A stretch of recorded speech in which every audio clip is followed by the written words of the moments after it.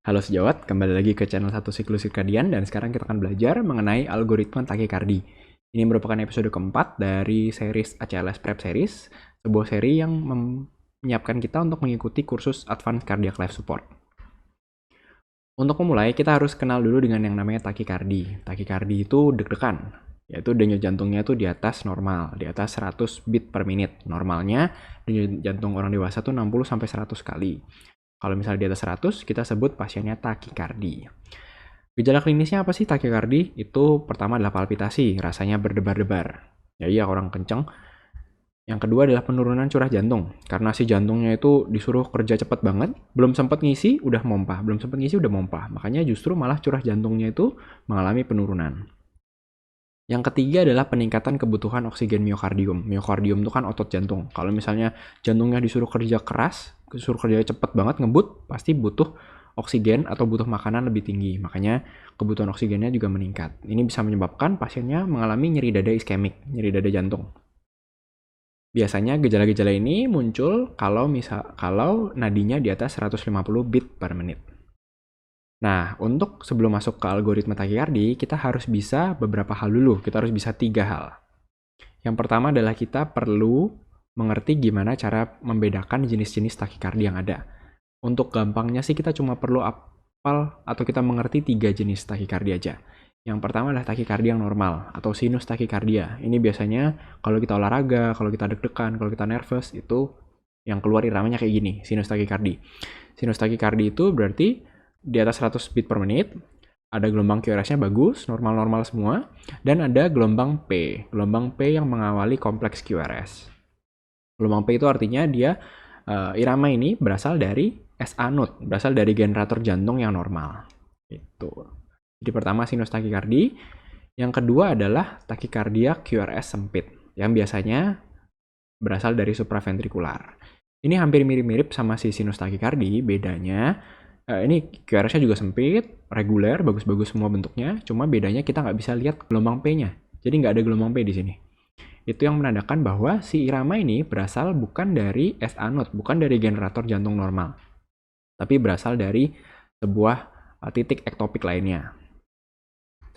Yang ketiga adalah takikardia QRS lebar. Jadi ini kompleks QRS-nya itu gendut-gendut. Nah, gendut-gendut itu berapa sih gendut-gendut itu? Lebih dari 0,12 detik. Lebih dari 0,12 detik itu artinya lebih dari 3 kotak kecil. Jadi ini lebih dari 3 kotak kecil. Gendut-gendut ini biasanya berasal dari ventrikular, tapi tidak melulu berasal dari ventrikular, bisa juga berasal dari supraventrikular yang dinamakan SVT atau supraventrikular takikardi aberrans. Jadi dia QRS-nya itu lebar-lebar, tapi dia bukan berasal dari ventrikel, tapi berasal dari supraventrikular. Kita harus bisa membedakan jenis takikardi yang ada ini. Kita harus bisa ngerti 3 jenis ini. Yang kedua, yang pertama tadi jenis, yang kedua adalah regularitas dari irama. Jadi iramanya itu reguler atau enggak. Cara ngertinya tuh gimana? Gampang. Caranya adalah kita ngelihat R to R. Jadi interval R ke R ini apakah dia uniform atau segitu-segitu terus nggak gitu. Kalau misalnya RR-nya tuh intervalnya sama segitu terus, itu kita sebut reguler. Kalau misalnya dia ada yang panjang, ada yang pendek, ada yang panjang, ada yang pendek, itu namanya irregular. Biasanya apa? Irama yang irregular itu biasanya atrial fibrilasi. Atrial fibrilasi itu kan ada yang RR intervalnya itu tidak homogen, tidak sama, tidak uniform. Setelah kita belajar jenis takikardi, regularitas irama, yang ketiga dan yang paling penting ini adalah, dan yang paling pertama kita cari, itu adalah kondisi hemodinamik pasien. Gimana sih kondisi hemodinamik pasien? Apakah pasiennya itu stabil atau tidak stabil? Ngeceknya gimana stabil atau tidak stabil? Ada 5 komponen yang perlu kita periksa. Yang pertama adalah bila pasien hipotensi atau tekanan darah sistoliknya di bawah 90, itu kita sebut pasien tidak stabil. Yang kedua adalah kalau misalnya pasien mengalami penurunan kesadaran akut atau perubahan status mental akut.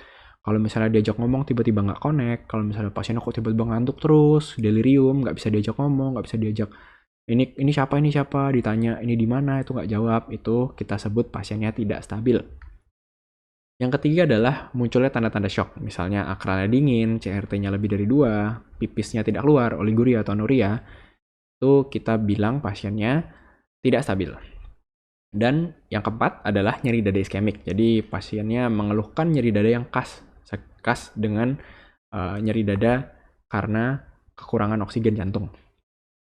Yang kelima adalah gagal jantung akut. Jadi pasiennya mengeluh kok kalau misalnya tiduran itu susah bernapas, lebih enak kalau misalnya dia duduk atau setengah duduk. Terus juga kalau misalnya kita auskultasi, pasiennya kok ada suara rongki basah yang tiba-tiba muncul. Nah, itu kita sebut pasiennya tidak stabil. Ingat, ini ada 5, kita harus hafalin, dan ini adalah hal yang pertama kita cari dalam algoritma takikardi pasien dewasa dengan nadi.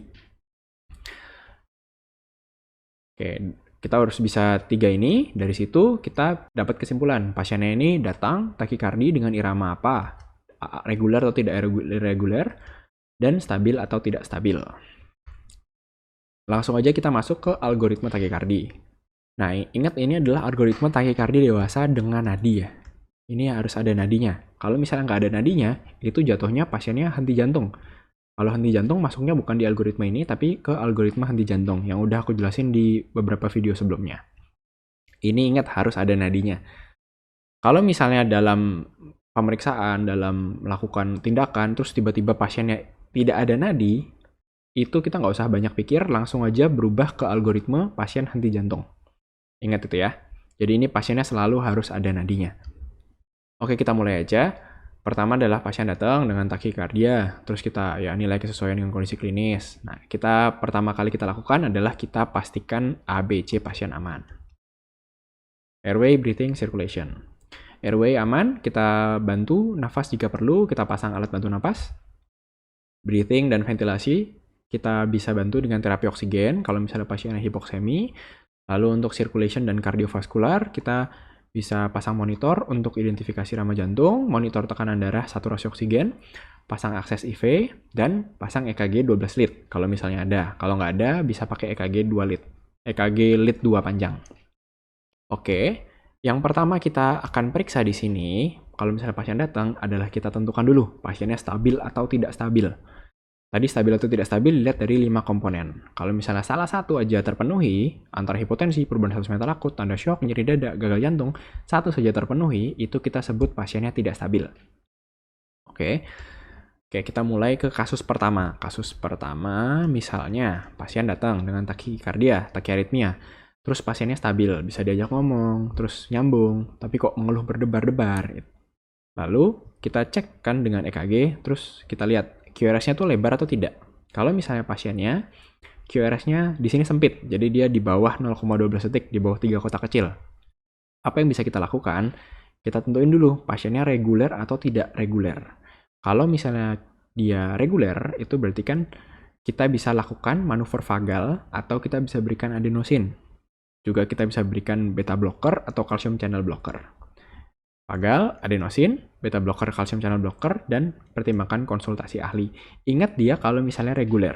Kalau misalnya dia irreguler, yang muncul pada pasien atrial fibrilasi, kita nggak boleh ngelakuin manuver vagal dan nggak boleh memberikan obat adenosin.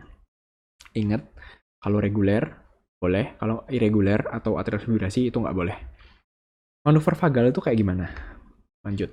Manuver vagal itu tujuannya itu kita menurunkan rate dari jantung pasien. Jadi kita turunin kecepatan detak jantung pasien. Dengan cara apa? Dengan cara mengaktifkan refleks vagal kita, refleks vagal pasien. Gimana cara ngeaktifin refleks vagal? Dengan cara kita melakukan stimulasi pada arteri karotis pasien. Jadi di sini pasiennya itu nanti kita pasang monitor EKG jantung kan. Kita pasang monitor, lalu kita minta pasiennya berbaring. Kita minta pasien berbaring, lalu misalnya kita tentuin pasiennya mau pasang di kanan.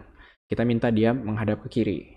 Lalu kita sambil mata kita lihat ke monitor, kita raba-raba di daerah arteri karotis pasien, arteri karotis kanan pasien. Kita raba di daerah tertinggi yang bisa kita temukan, yang masih ada arteri karotisnya. Lalu kita lakukan gerakan sirkuler. Gerakan sirkuler selama 5-10 detik. Jadi kita pijat gitu 5-10 detik, sambil tetap kita ngelihat monitor. Untuk ngelihat ada nggak perubahan setelah kita lakuin manuver vagal itu.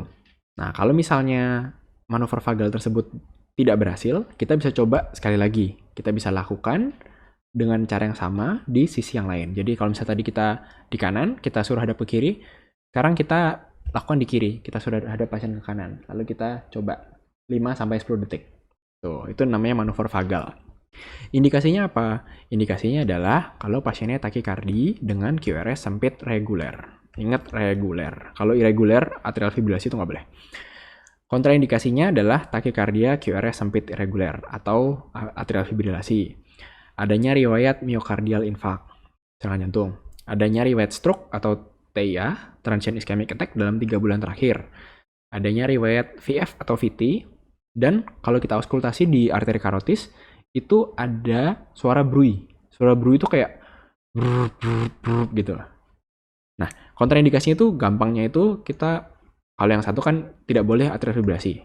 Terus yang 4 ini adalah kondisi trombogenik. Jadi kondisi di mana ada kemungkinan terbentuknya trombus. Takutnya itu kalau misalnya kita ngelakuin manuver vagal, justru malah trombusnya itu lepas. Kalau trombusnya lepas tuh pasiennya bukan mati karena takikardi, tapi mati karena stroke, mati karena serangan jantung. Karena si trombusnya itu menyumbat pembuluh darah otak, menyumbat pembuluh darah jantung. Oke, lanjut lagi. Tadi kan skenario pertama, jadi pasiennya tuh stabil dengan QRS-nya sempit. Kalau yang kedua, itu adalah pasiennya stabil, lalu QRS-nya tuh lebar. Nah, pasien stabil, QRS lebar. Nah, itu kita bisa berikan infus obat anti aritmia dan konsultasi ahli. Ingat, untuk obat-obatan di ACLS ini kita semuanya harus konsul. Harus konsul ke dokter jantung. Infus obat anti aritmianya yang bisa kita berikan biasanya amiodaron untuk pasien-pasien dengan QRS lebar. Itu amiodaron. Tapi bisa juga kita berikan adenosin. Ini adenosinnya kita berikan hanya jika QRS-nya teratur dan monomorfik. Kenapa kok kita bisa berikan adenosin? Kan adenosin itu kan biasanya cuma untuk yang narrow aja, yang QRS-nya itu sempit. Karena ada suatu tipe SVT atau supraventricular tachycardia yang dia bisa jadi gambarannya itu lebar-lebar, QRS-nya lebar-lebar. Itu namanya SVT aberrans. Jadi bisa aja pasiennya QRS lebar, tapi dia bukan berasal dari ventricle, tapi berasal dari supraventricle. Jadi bisa kita berikan adenosin juga. Tuh. Sekarang kita lanjut ke kasus yang ketiga. Kasus yang ketiga adalah pasien datang tidak stabil. Tidak stabil. Pada setiap langkah-langkahnya, kalau misalnya pasiennya tuh tidak stabil, apapun, maksudnya kita udah nyampe mana, entah itu QRS-nya lebar, QRS-nya sempit, mau itu reguler, itu irregular, kalau misalnya dia tidak stabil, pasiennya tidak stabil, itu kita lakukan yang namanya kardioversi, tersinkronisasi. Kardioversi tersinkronisasi ini kita lakuin dengan pertama kita pertimbangkan dulu sedasi, karena kan kita bakal ngejut pasiennya. Jadi biar pasiennya nyaman, kita pertimbangkan dulu sedasi. Juga kalau misalnya pasiennya QRS sempit teratur, kita bisa pertimbangkan obat adenosin. Nah, kardioversi itu intinya adalah kita melakukan kejut jantung sama kayak defibrilasi, tapi ada komponen sinkronisasinya. Jadi kita berikan kejutan jantungnya itu di gelombang R, di puncak gelombang R. Oke, kardioversi itu dosisnya berapa? Dosisnya tergantung dari gelombangnya. Kalau misalnya QRS sempit teratur, kita berikan 50-100 joule.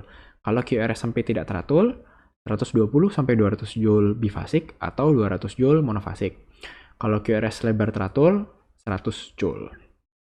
Nah, kalau misalnya pasien masih refraktor, itu kita pertimbangkan penyebab dasar. Penyebabnya apa? Kita cek. Lalu kita juga bisa tingkatkan dosis energi untuk kardioversi berikutnya.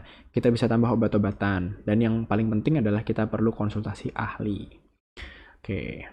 Oke, ini ada adenosin juga. Adenosin itu gimana cara masukinnya? Itu dikasih 2 dosis. Jadi dengan dosis pertama itu 6 mg IV, bolus cepat. Kita flush NaCl 0,9%, 20 cc, tangan diangkat. Lalu dosis keduanya itu 2 kali lipat, yaitu 12 mg IV. Caranya sama. Bolus cepat, flush NaCl 0,9%, 20 cc, tangan diangkat kalau diperluin. Nah, kalau misalnya pasca kardioversi irama tidak berubah, apa yang perlu kita lakukan? Itu tergantung dari dia QRS-nya gimana. Kalau misalnya QRS-nya sempit, itu kita langsung bisa tingkatkan dosis saja. Tingkatkan dosis dari kardioversi. Kalau misalnya QRS-nya lebar, itu kita harus cek dulu pasien nadinya ada atau enggak. Kalau misalnya masih ada nadi, kita bisa lanjutin dengan tingkatin dosis. Kalau misalnya pasiennya ternyata tidak ada nadi, berarti jatuhnya ke pulseless VT. Kalau pulseless VT berarti pasien kan henti jantung. Berarti ubah ke algoritma henti jantung. Udah gitu aja. Untuk obat-obatan, Nah, ini untuk recap aja ya. QRS sempit reguler itu kita bisa lakuin tadi manuver vagal, berikan obat adenosin, dosis pertama 6 mg, dosis kedua 12 mg, lalu obat-obatan CCB non-dihidropyridin, yaitu verapamil, diltiazem. Kalau QRS sempit irreguler, itu misalnya pada pasien atrial fibrilasi, itu kan kita nggak boleh ngasih manuver vagal, kita nggak boleh ngasih adenosin. Jadi yang bisa kita lakuin itu adalah kita bisa berikan rate control dan rhythm control. Jadi mengatur kecepatan dan mengatur iramanya. Rate controlnya bisa kasih digoxin dan CCB non-dihidropyridin tadi, verapamil atau diltiazem. Kalau rhythm controlnya kita bisa berikan amiodaron. Kapan kita ngasih rate control, kapan kita ngasih rhythm control, itu tergantung. Kalau misalnya pasiennya tuh atrial fibrilasinya udah lama, itu biasanya kita kasihnya rate control aja. Karena biasanya udah bandel kalau atrial fibrilasinya udah lama tuh dikasih rhythm control tuh nggak mau convert gitu, nggak mau kembali ke irama sinus biasa. Kalau misalnya atrial fibrilasinya tuh ternyata baru pertama atau baru sebentar, itu kita coba bisa berikan rhythm control, kita bisa berikan amiodaron. Yang ketiga adalah QRS lebar reguler, itu kita bisa berikan amiodaron. Tadi yang aku udah sebutin, kalau misalnya dia QRS lebar reguler itu kita bisa juga coba berikan adenosin untuk membedakan dengan SVT aberrans. Kalau misalnya QRS lebar terus irreguler, namanya lebar irreguler itu pasti pasiennya itu nggak ada nadi. Karena ini VF. Kalau nggak ada nadi itu ya jatuhnya ke algoritma henti jantung. Lakuinnya bukan kardioversi tapi defibrilasi. Oke, sebuah side note bahwa CCB non-dihidropyridin ini nggak boleh diberikan pada atrial fibrilasi bila ada gangguan fungsi sistolik ventricle kiri. Itu aja sih dari saya. Selamat belajar, semangat belajar, semoga berguna. Terima kasih udah dengerin. Tuhan memberkati.